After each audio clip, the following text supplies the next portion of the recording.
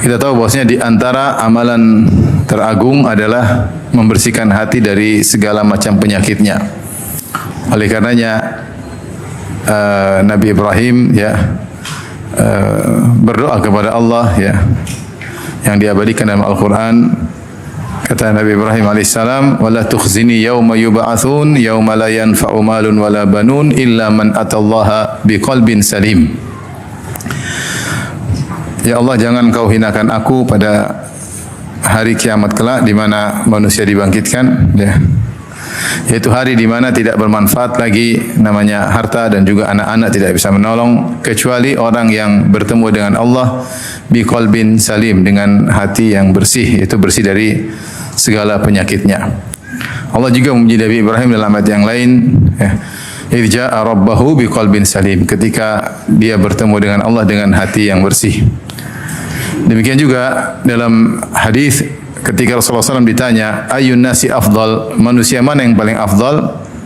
Maka Rasulullah SAW berkata, kullu mahmumil qalbi saduqil lisan. Setiap orang yang hatinya dimakhmum, itu disapu, yaitu hati yang disapu, dan yang lisannya sangat jujur. Sahabat berkata, ya Rasulullah, saduqul lisan arafnahu. Ya Rasulullah, lisan yang sangat jujur kami memahami, yaitu saduq maksudnya dia berusaha jujur, dia tidak berusaha tidak berbohong meskipun sepatah kata pun. Dia berusaha jujur dalam segala hal. Saduqul lisan kami paham, tapi wama mahmumul qalb, apa yang dimaksud dengan hati yang disapu, Maka Rasulullah SAW mengatakan, yaitu kullu taqin naqi, yaitu kullu qalbin taqin naqi, yaitu hati yang bersih, yang bertakwa, la ithma fihi wala ghilla wala hasad, hati yang tidak ada dosa padanya, tidak ada hasad, tidak ada dengki. Rasulullah menggunakan istilah mahmumul qalb, yaitu hati yang disapu, isyarat bahwasanya hati itu sering didatangi kotoran. Kotoran masuk di hati dengan melalui apa yang kita pandang, apa yang kita dengar, apa yang kita renungkan, sehingga kotoran-kotoran tersebut masuk dalam hati sehingga butuh untuk dibersihkan. Karena mahmum itu artinya seperti rumah. Kita rumah kalau kita biarkan kan masuk debu, masuk kotoran, terkadang masuk hewan. Maka butuh di maintenance dengan dibersihkan setiap hari agar tidak menumpuk kotoran-kotoran tersebut. Inilah perumpamaan yang indah dari Nabi SAW, bahwasanya hati itu rawan untuk dimasuki oleh banyak kotoran. Maka perlu di maintenance dengan dibersihkan setiap hari. Maka Nabi menjelaskan manusia terbaik adalah orang yang sering membersihkan hatinya. Dia perhatian terhadap hatinya. Ini adalah manusia yang terbaik, sehingga dia bersihkan segala penyakit-penyakit dalam hatinya. Kemudian juga dalam hadis Rasulullah SAW mengatakan, innallaha la yanzuru ila suwarikum wala ila ajsadikum walakin yanzur ila qulubikum wa a'malikum. Sungguhnya Allah tidak memandang kepada rupa kalian, kepada paras kalian, tetapi Allah lihat kepada hati kalian dan amalan kalian. Yang pertama Allah lihat adalah hati seseorang. Makanya kita hidup di alam ini jangan cuma hanya memperhatikan penampilan luar, kebersihan fisik kita di luar, kita bersihkan, kita rapikan, pakai skincare, pakai apa lagi, minikur, pedikur, kurkuran, kemudian pakai facial apalah, saya sering dengar gitu-gituan lah. Benar, itu bagus menyenangkan bapak-bapak tetapi jangan lupa hati dibersihkan. Betapa sedikit orang yang perhatian terhadap hatinya untuk dibersihkan. Betapa banyak orang yang di luarnya rapi, kinclong, apalagi istilahnya sekarang glowing, tapi hatinya comberan. Banyak. Kenapa dia tidak perhatian terhadap hatinya? Tentunya seorang mukmin yang baik memperhatikan dua-duanya. Bahkan kebersihan hati lebih utama daripada kebersihan fisik. Oleh karenanya, di antara amal soleh yang terbaik adalah berusaha membersihkan hati. Karena tadi Rasulullah ketika ditanya, ayun nasi afdal, manusia yang terbaik, itu manusia yang suka membersihkan hatinya. Seperti rumah yang selalu dia sapu setiap hari. Maka Ibnu Rajab Al-Hambali pernah berkata, afdhalul a'mal salamatu sadr min anwa'il syahna'i kullihi. Ya. Min anwa'i syahna kulli. Kata dia, amal yang terbaik adalah hati yang bersih dari segala penyakitnya, dari segala carut marut dalam hati. Seorang berusaha membersihkan hatinya dan usaha dia membersihkan hatinya itu adalah amal soleh. Dan pembahasan tentang hati ini penting bagi semua, bagi mukmin maupun mukminah, bagi laki maupun wanita. Tetapi kepada wanita tentu lebih penting lagi. Kenapa? Karena hati wanita tidak sekokoh hati lelaki. Ini secara umum. Tapi tentu ada wanita lebih tegar daripada laki juga banyak. Tetapi secara umum wanita itu baper secara umum ya. Secara umum ya. Mudah tersinggung ya. Bawa perasaan ya, suka manyun. Kenapa? Karena hatinya lemah. Dan ini datang dalam banyak dalil. Saya sebutkan akan hal ini di antaranya. Seperti Rasulullah SAW mengatakan tentang wanita, irfiq atau rifqan bil qawarir. Ya, ketika ada dalam safar ada seorang yang melakukan hada, yaitu membaca syair untuk membuat onta berjalan dengan cepat, syairnya terlalu indah sehingga ontanya bergerak dengan cepat, maka Rasulullah SAW mengatakan rifqan bil qawarir, lembutlah terhadap al qawarir. Qawarir jamak dari qarurah. Qarurah itu botol yang tempat isi cairan yang bening ya, sehingga yastaqir al-ma, sehingga air cairan tersebut menetap dalam botol tersebut. Nah, kita namanya botol cepat jatuh, kalau jatuh kemudian mudah retak dan mudah pecah. Rasulullah menyamakan wanita dengan botol-botol, sehingga kaca juga diantaranya disebut dengan qawarir ya, kaca ya, karena botol terbuat dari kaca ya. Rasulullah menyamakan wanita dengan botol atau menyamakan wanita dengan kaca. Kenapa? Karena mudah pecah. Dan kalau sudah pecah, untuk dikembalikan menjadi seperti semula sudah sangat sulit. Kenapa sangat mudah pecah? Karena hati mereka sangat lemah lembut, hati mereka sangat mudah tergores ya. Tidak seperti laki-laki ya. Disinggung sedikit kadang-kadang tidak tersinggung, dibully juga cuek aja ya. Wanita disinggung sedikit, disentil sedikit, mudah perasa ya. Mudah, itu sifat qadrat wanita. Maka Rasulullah SAW mengatakan rifqan bil qawarir, lemah lembutlah kepada wanita. Kenapa? Mereka lebih mendahulukan perasaan mereka daripada akal mereka ya. Mereka mendahulukan perasaan mereka daripada akal mereka. Tentunya ini dibutuhkan dalam banyak hal seperti ngurus anak, merawat anak ya, dan banyak. Tapi secara umum kalau wanita, kenapa mereka kuat ngurusin anak? Karena hati mereka yang begitu sayang, begitu lembut kepada anak-anak. Yang laki-laki tidak bisa melakukannya. Tapi dalam hal yang lain hati mereka mudah tergores.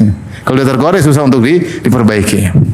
Sudah disakiti ingat melulu ya, sampai mati nggak lupa-lupa ya. Maka Rasulullah sifati dengan wanita itu mudah retak seperti kaca-kaca. Demikian juga dalam ayat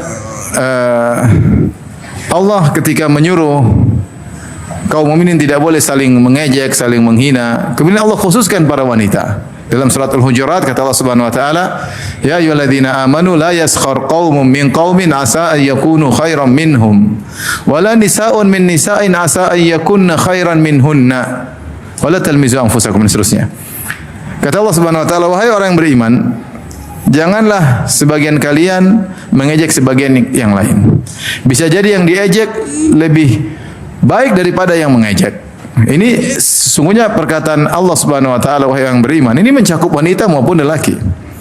Tapi setelah itu Allah mengkhususkan para wanita, wala nisaun min nisain.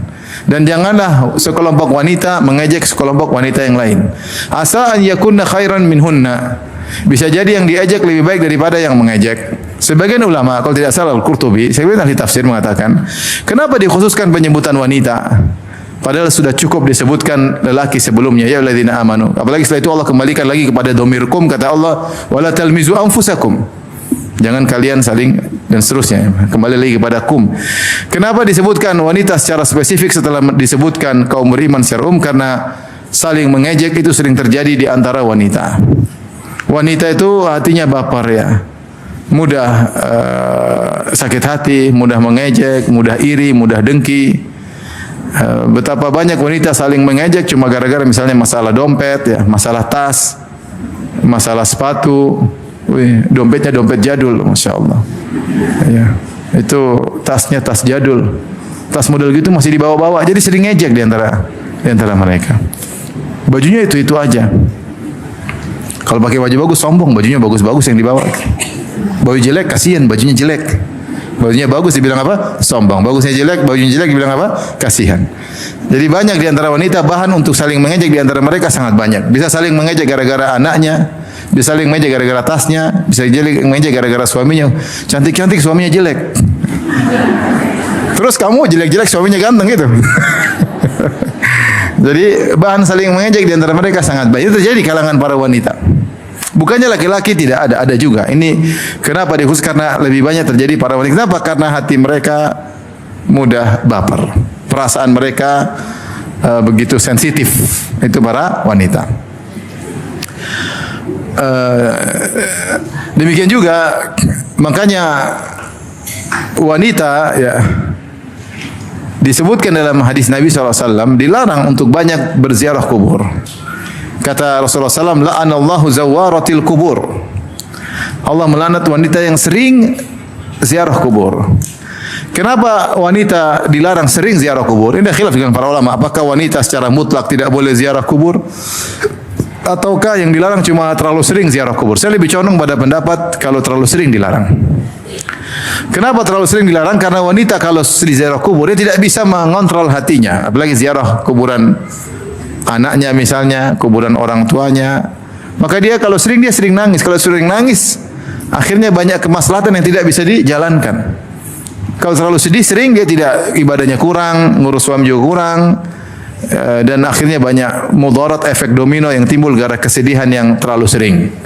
Makanya wanita dilarang untuk sering ziarah kubur. Bila laki-laki disuruh sering ziarah kubur. Karena mungkin lihat dunia perlu ke ziarah kubur untuk ingat akhirat. Wanita padahal ada manfaat yang sama-sama ingat akhirat, tapi wanita dilarang terlalu sering karena hati mereka yang tidak kuat. Demikian dalam hadis kita tahu bahwasanya niyahah meratap termasuk dosa besar, meratapi orang sudah meninggal. Ada saudara meninggal, ada kakak meninggal, adik meninggal, kemudian meratap dengan mengangkat suara, ya, kenapa kau pergi meninggalkan kami? Ya Allah, kenapa kau ambil dia? Ya Allah, dia ini terlalu baik. Ya Allah, ini banyak ratapan-ratapan begini menunjukkan tidak ridha dengan takdir Allah Subhanahu wa taala. Ini berlaku pada laki-laki maupun perempuan. Tetapi datang dalam hadis dengan lafal wanita secara khusus. Wan naihatu illam tatub qabla mautiha tuqamu yaumal qiyamah, ya. Alaiha sirbalun min qatiran wa dir'un min jarab. Atau kama qala Nabi sallallahu alaihi wasallam. Wanita peratap kalau tidak bertobat sebelum dia meninggal dunia, maka dia akan dibagikan dalam pada hari kiamat kelak dengan memakai baju yang terbuat dari cairan yang panas dan mantel yang membuat gatal-gatal tubuhnya. Disebut naihah, wanita yang meratapi. Kenapa? Karena yang banyak yang meratapi adalah wanita. Kalau ada kematian yang meratapi lama itu para wanita. Kenapa mereka mudah meratapi? Karena hati mereka sensitif. Laki-laki lebih tegar ketika menghadapi ujian. Ini saya katakan secara umum. Tidak semua laki-laki lebih tegar dari wanita. Ada wanita lebih tegar daripada laki, ada. Tetapi secara umum namanya niyahah sering terjadi pada para wanita. Kenapa? Lemahnya hati mereka. Dan bahkan disebutkan oleh Nabi sallallahu alaihi wasallam di akhir zaman ketika muncul Dajjal, Rasulullah SAW mengatakan yanzilu Dajjal fi hadhihi sabghah, ya. Dajjal akan turun daerah ini. Kemudian kata Rasulullah SAW, fayakunu aktsara man yakhruj ilaihi an-nisa. Dan ketika Dajjal turun itu sekitar Madinah. Dajjal masuk Madinah enggak bisa. Maka dia singgah di daerah namanya Al-Jurf kalau tidak salah. Itu sekitar kota Madinah. Maka kemudian orang-orang banyak penasaran ingin ikut Dajjal, dan paling banyak yang keluar ikut Dajjal para wanita. Para wanita. Artinya mungkin di zaman itu entah mereka dengar isu-isu tentang Dajjal yang sakti, jadi kepo, pingin tahu, pingin terpengaruh dengan syubhatnya Dajjal, sehingga yang paling banyak keluar mengikuti Dajjal para wanita. Hatta inna rajula la yarji'u ila hamimihi wa ila ummihi wa ukhtihi wa ammatihi, sampai akhirnya ketika wanita banyak yang keluar menuju Dajjal dari kota Madinah, keluar menuju Dajjal, Maka seorang laki-laki pulang ke rumahnya, maka dia ikat istrinya, dia ikat ibunya, dia ikat adik perempuannya, dia ikat tantenya supaya tidak keluar menuju Dajjal. Kenapa banyak wanita ikut Dajjal? Karena hati mereka yang mudah terprovokasi banyak. Makanya wanita mudah terprovokasi dengan apa yang dia lihat, apa yang dia dengar, dan apa yang ada di sekitarnya.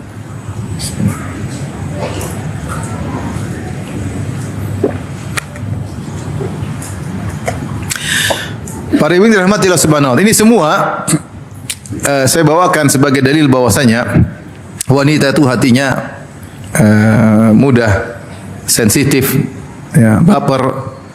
Bahkan ketika Allah menyebutkan tentang para penyihir, Allah sebutkan para penyihir wanita. Ketika Allah mengatakan min syarrin naffatsati fil uqad. Tentu penyihir laki-laki ada, penyihir yang berduel dengan Nabi Musa adalah penyihir laki. Tapi ketika Allah sebut dalam surat Al-Falaq, qul a'udzu birabbil falaq min syarri ma khalaq, kemudian Allah mengatakan min syarri naffatsati fil uqad, dan berlindung dari para penyihir-penyihir wanita yang meniup di buhul-buhul. Ar-Razi dalam tafsirnya Mafatihul Ghaib menyebutkan kenapa disebutkan naffatsah, yaitu para penyihir yang meniup buhul-buhul penuh wanita, karena sihir kalau dilakukan oleh dukun wanita lebih dahsyat.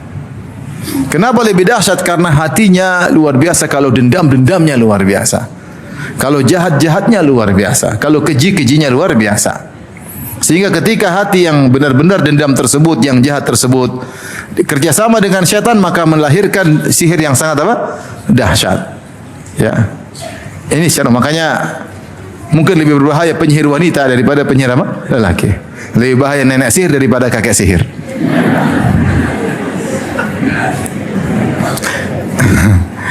Karenanya ini semua saya bawakan agar para ibu-ibu yang hadir sekarang ini, para hadirat, untuk perhatian terhadap hati mereka. Apalagi kita tahu zaman sekarang zaman fashion lah, zaman inilah, ini wanita, waktu mereka, fokus mereka semua tertuju kepada penampilan luar. Mereka lupa bahwasanya penampilan batin, kebersihan batin itu lebih utama, dengan tidak melalaikan kebersihan luar. Sungguh indah jika seorang wanita mengumpulkan keduanya, hatinya dia bersihkan sebagaimana dia cantikan hatinya dan dia juga cantikan fisiknya. Baik, kita bicara tentang penyakit-penyakit hati. Penyakit-penyakit hati ada dua model. Penyakit-penyakit yang terkait antara seorang dengan Allah Subhanahu wa taala. Yang kedua, penyakit hati terkait seorang wanita atau seorang manusia dengan manusia yang lainnya. Dua-duanya adalah model-model penyakit yang harus dijauhi. Kalau sudah menimpa harus segera diperbaiki. Ya. Adapun model pertama, penyakit-penyakit hati terkait dengan Rabbul Alamin, tentang Allah Subhanahu wa taala. Seorang harus berjuang untuk memperbaikinya. Seperti apa? Seperti misalnya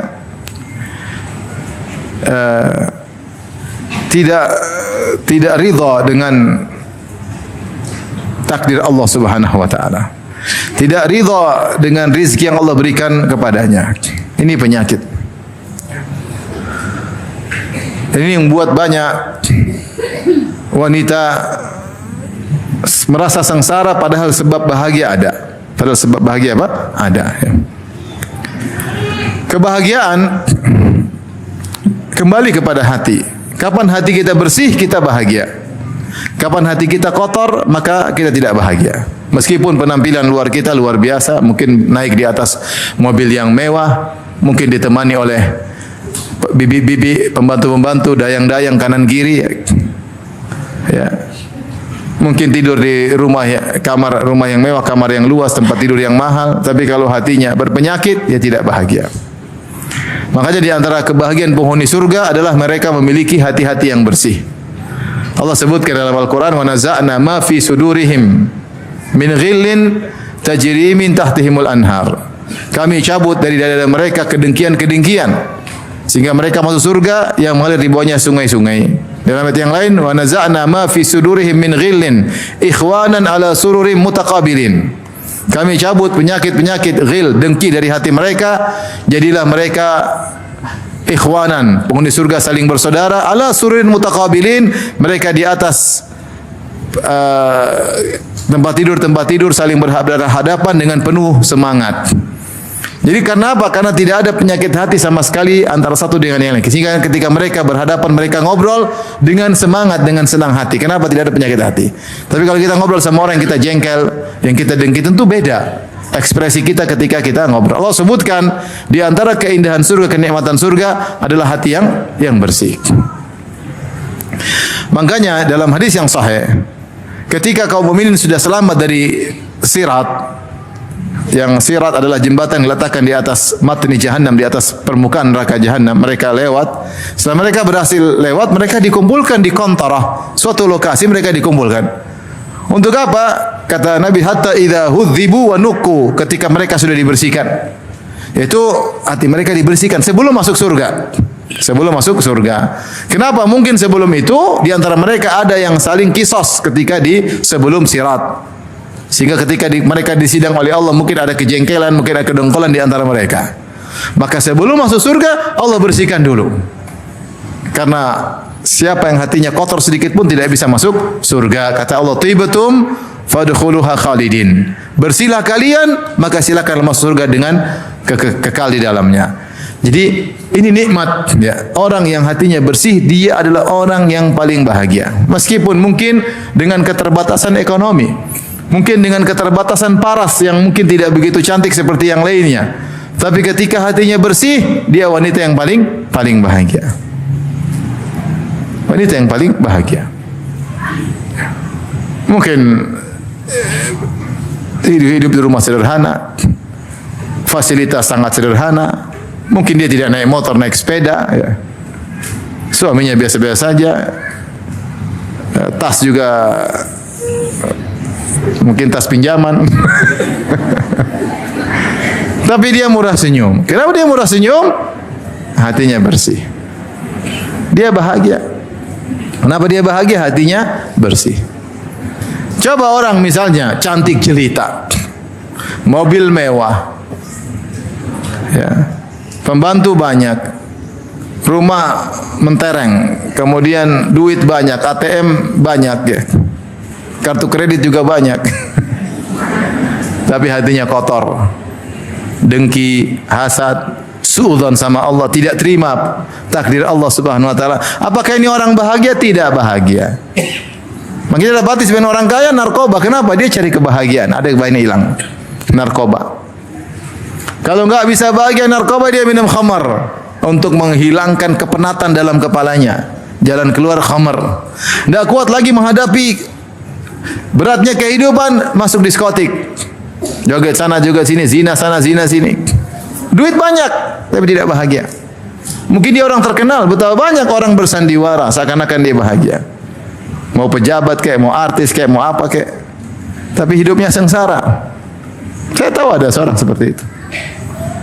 Kalau keluar di depan publik, masya Allah seperti orang mesra, rumah tangga yang indah, tapi pulang ke rumah bercakar-cakaran ya.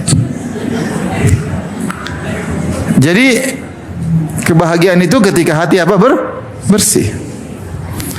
Kita ini kan cari bahagia di dunia sebelum akhirat. Jadi kita sering berdoa, Rabbana atina fid dunya hasanah wa fil akhirati hasanah wa qina adzabannar. Ya Allah, berikan kami kebaikan di dunia, kebaikan di akhirat. Di antara kebaikan di dunia ada yang tafsirkan qanaah, nerima. Nerima. Maka ini nasihat buat saya pribadi dan juga para hadirin hadirat untuk membersihkan hati, dan itu adalah amal soleh yang terbaik. Maka di antara penyakit yang berbahaya yang buat seorang sengsara, tidak menerima takdir Allah Subhanahu wa taala. Tidak menerima takdir Allah Subhanahu wa taala. Ya. Dia perlu belajar tentang iman kepada takdir. Dia perlu belajar tentang hikmah-hikmah di balik musibah, dan saya punya ceramah banyak seputar ini ya. Tentang takdir, tentang sabar, tentang hikmah di balik kesabaran, hikmah di balik musibah. Dia dengar ulang, dia pelajari sehingga tertanam dalam hatinya bahwasanya apa yang Allah pilihkan itu yang terbaik jika dia bersabar. Jika dia bersabar. Ya. Kalau dia tidak terima dengan takdir Allah, maka dia sengsara. Lihat di cermin, hidungnya pesek. Lihat temannya mancung, dia sedih. Kenapa ya Allah kau berikan hidung saya pesek? Padahal ada hikmahnya. Seandainya dibuat mancung, dia mungkin tukang zina. Tapi ketika dia pesek, enggak ada yang naksir sama dia. terhindar daripada perzinahan. Benar atau tidak? Benar. Orang sekarang baru cantik-cantik sedikit sudah keluar, buka aurat, kemudian zina, dan ketika mungkin wajahnya pas-pasan, nggak ada yang naksir. Nanti ada yang naksir yang terbaik ya. Maksudnya seorang ridho dengan pemberian Allah, tidak maka dia akan sengsara. Ketika terkena musibah, dia mengatakan alhamdulillah ala kulli hal. Segala puji bagi Allah atas segala musibah yang menimpa. Dia tahu apa yang dia rasakan sekarang yang terbaik. Ya, saya tidak mungkin bahas secara panjang lebar karena saya sudah kaji dalam banyak kajian ya. Maka ketika seorang ridha dengan apa yang Allah takdirkan, maka dia akan bahagia. Makanya Rasulullah SAW pernah bersabda, "Laisal ghina an kathratil arad, walakinnal ghina ghina nafs." Bukanlah kekayaan yang sungguhnya adalah kaya dengan banyaknya aset, tetapi kaya sungguhnya adalah kaya hati. Rasulullah SAW bersabda, "Irda bima qasahumahumullahu lak, takun agnan nas." Ridhalah dengan apa yang Allah berikan kepadamu, maka kau akan menjadi orang yang paling kaya hatinya, yang paling bahagia. Paling bahagia. Ya, yang paling bahagia. Imam Syafi'i berkata, "Idza ma kunta dza qalbin qanu'in fa anta wa malikud dunya sawa'u." Kalau kau memiliki hati yang qanaah, terima dengan apa yang Allah takdirkan kepadamu, maka sungguhnya kau dengan raja sama saja. Raja itu ingin punya kawasan yang luas, ingin punya harta yang baik supaya dia bisa bahagia, dan susah dia untuk qanaah kecuali dia telah memiliki ini dan itu. Ada seorang mungkin tidak punya apa-apa, tapi ternyata dia sudah sampai derajat qanaah, maka dia bahagia lebih dahulu, bahkan bisa jadi daripada sang raja. Jadi kapan seorang memiliki hati yang menerima keputusan Allah, maka dia adalah orang yang paling bahagia. Maka sering latih ibu-ibu kalau dapat musibah bilang alhamdulillah ala kulli hal. Sebagian, kenapa ya Allah kau uji aku seperti ini? Itu sudah, itu bahaya seperti itu. Kenapa kau uji aku seperti ini Allah? Kenapa? Sehingga dia menjadi wanita yang sengsara. Latih diri kita untuk menerima apa yang Allah berikan kepada kita. Benar ibu-ibu, kita dengan apa yang Allah berikan kepada kita, kita mungkin terhindar dari banyak kemungkaran. Ya, banyak kemungkaran. Ya, saya renungkan aja. Ketika dulu masih sekolah, kalau sekolah SMA misalnya atau SMP, kita punya teman-teman yang ganteng-ganteng ya. Ya, maksudnya gantengnya tidak wajar ya. Kita punya teman perempuan juga cantiknya tidak normal, lebih dari normal ya. Ya mereka itu yang biasanya kemudian pacaran, akhirnya ke diskotik, kemudian minum bir. Yang jelek-jelek nggak minum bir, minumnya air putih. Nggak ada yang tertarik ngajak dia, akhirnya ikhtilat, campur, pacaran, zina, dan subhanallah, itu yang terjadi. Tapi kita dulu sekolah, saya dulu masih ingat, saya ada kawan dulu zaman itu punya motor Tiger ya. Tiger tahun berapa itu? Tahun 2000 ya, 2000-an. Itu udah dikerubungi cewek banyak sekali. Saya sepeda aja nggak ada waktu itu, nggak ada yang kerubungi.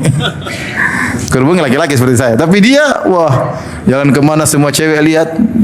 Coba seandainya kita punya motor Tiger juga ketika itu. Ya ada juga lah pasti cewek-cewek yang apa ngerubungi ya, yang suka Tiger ya. Tapi subhanallah kita renungkan, itu ada kawan masuk dalam komunitas mobil-mobil mewah, masuk. Apa di zaman sekarang? Apa yang dibicarakan? Wanita, narkoba di dalam komunitas tersebut. Kenapa? Mereka punya harta yang banyak. Kita ridho dengan apa yang Allah berikan kepada kita, insya Allah yang terbaik. Kalau kita diberikan harta seperti kita nggak tahu, mungkin terfitnah luar biasa.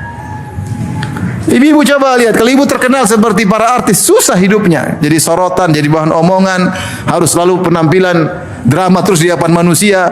Tiap hari harus menjaga minikur, pedikur, skincare dan seterusnya. Repot. Harus selalu bersandiwara di hadapan manusia. Dicari-cari kesalahannya orang, ada kesalahan, diledakan kesalahannya, jadi viral. Dan hidup apa seperti itu? Hidup apa seperti itu?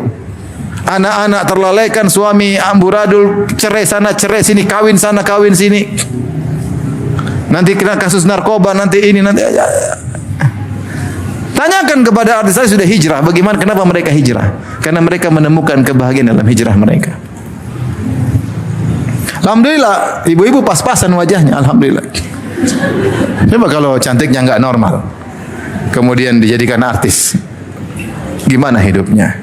Jangan terpedaya dengan lihat kemewahan, uang banyak. Belum tentu bahagia. Tentu bahagia.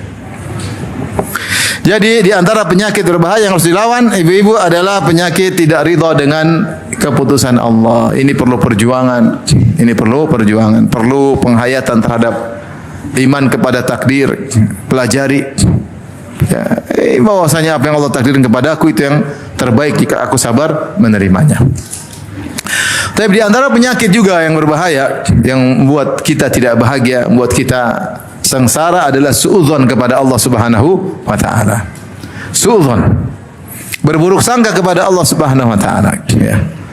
Seorang melatih diri untuk senantiasa husnudzon, berbaik sangka kepada Allah apapun yang terjadi. Apapun yang terjadi. Ada seorang wanita diuji dengan luar biasa, diuji terkait suaminya, diuji terkait anaknya, diuji